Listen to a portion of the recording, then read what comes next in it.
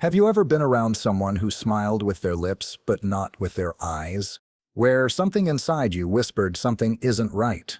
Carl Jung believed we often meet people who wear masks, but our intuition sees through them.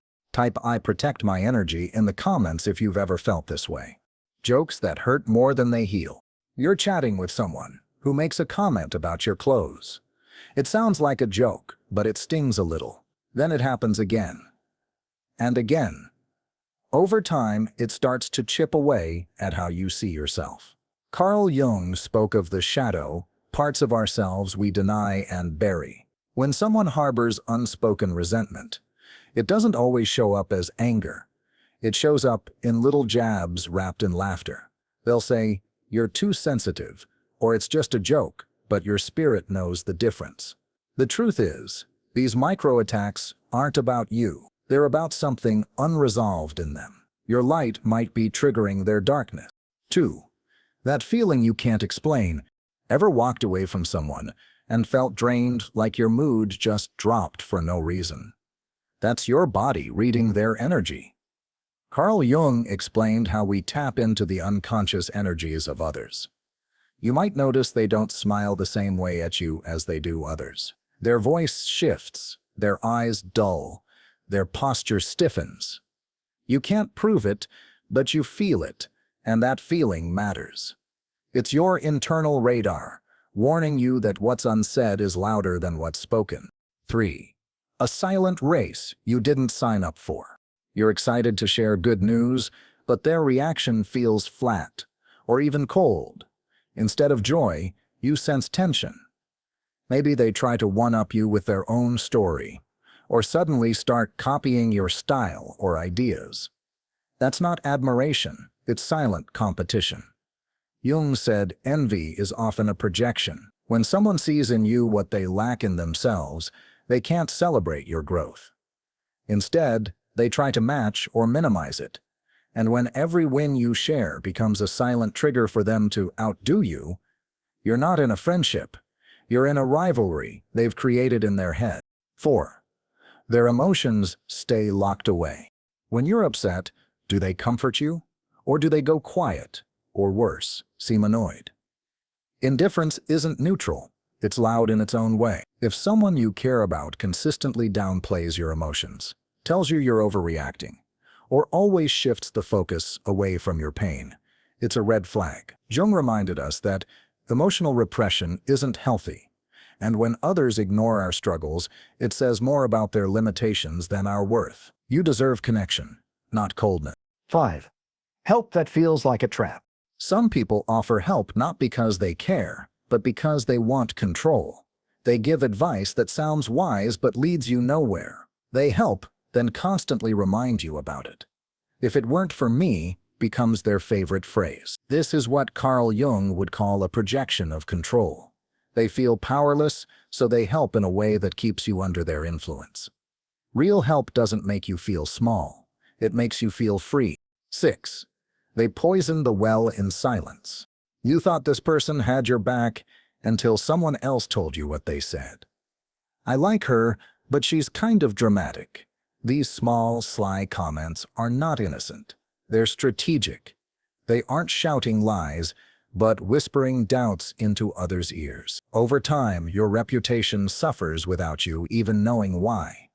This is psychological erosion. It's not always loud, but it's always dangerous. 7. The body doesn't lie. They smile, but it never touches their eyes. Their jaw tightens. Their arms are crossed. The words they say may sound kind, but their posture speaks volumes. Carl Jung said we are wired to pick up on subtle, unconscious signals. Even if someone doesn't say anything openly hostile, their body may scream the truth, and your gut knows it.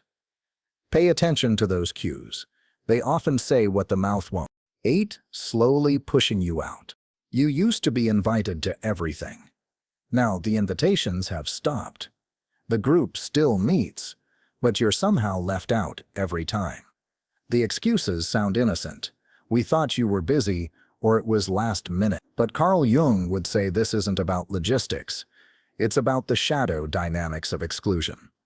Often, One person's subtle negativity can influence others without them realizing it. Suddenly, you're not part of the circle you once belonged to. You didn't do anything wrong, you were just quietly removed. 9. They seem relieved when you fail. You face a setback. Something didn't work out, and you're down. But this person seems calmer, almost satisfied. They don't say anything hurtful, but the silence says it all. Maybe a strange smirk, a dismissive shrug, or advice that sounds more like blame. Well, you kind of saw that coming. Jung said that resentment often hides in projection. They don't just see your failure. They feed off it. Not because they're evil, but because your fall eases their own insecurity. This kind of reaction reveals far more than words ever could.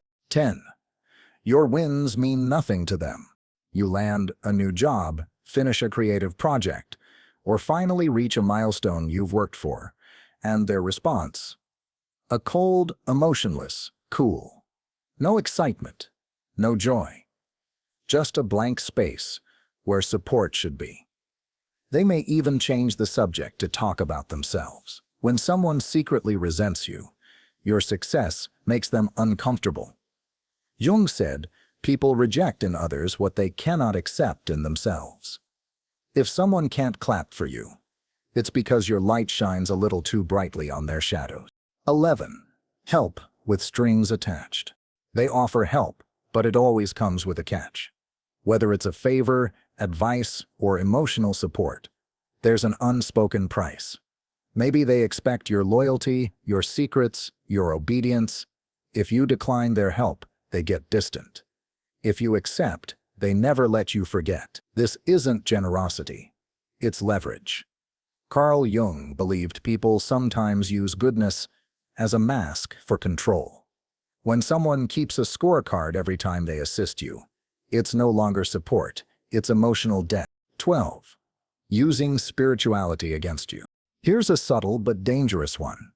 They dismiss your emotions by calling it low vibration, or tell you it's just your ego.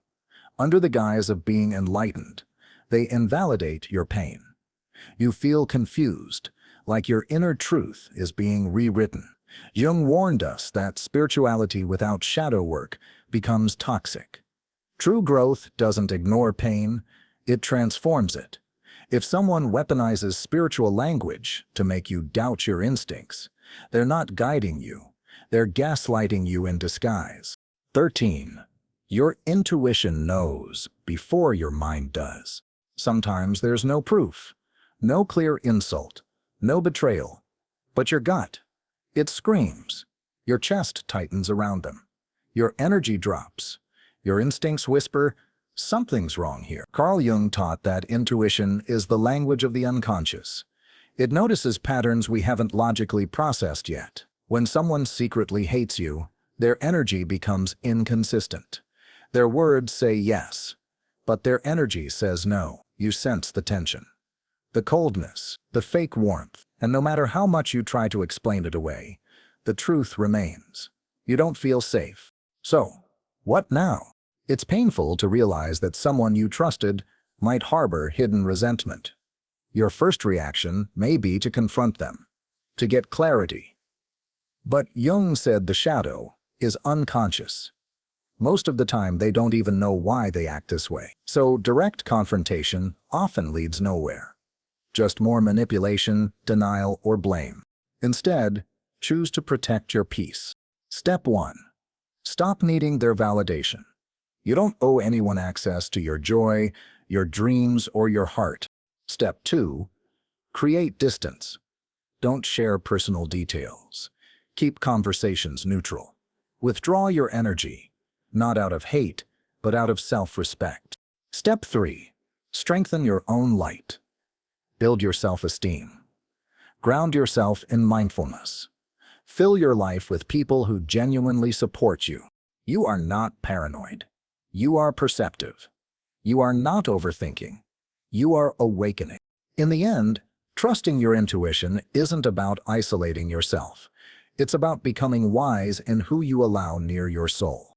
If this resonated with you, drop "I choose peace" in the comments and let your intuition lead the way.